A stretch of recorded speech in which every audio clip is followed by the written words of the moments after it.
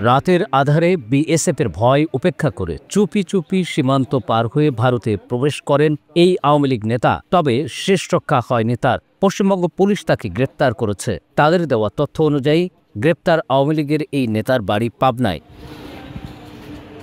Paschimbanga police বলছে ৭ জুলাই সোমবার গভীর রাতে সীমান্ত পার হন পাবনার আওয়ামী লীগ নেতা মোহাম্মদ নজরুল ইসলাম সোহেল। ৪৫ বছর বয়সী সোহেল পাবনা সদর থানার অন্তর্গত কাছারিপাড়া গ্রামের বাসিন্দা।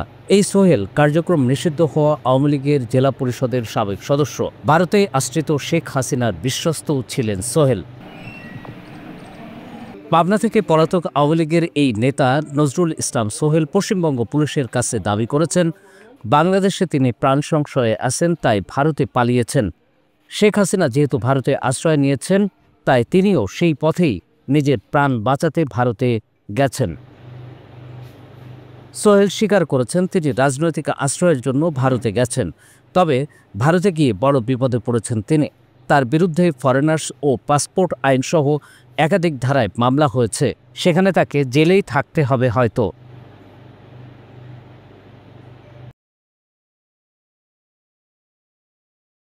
ওয়ালটন এখন দেশের সীমানা পেরিয়ে পৌঁছে গিয়েছে ৫০টিরও বেশি দেশে। ওয়ালটন, ঘরে ঘরে বিশ্বজুড়ে।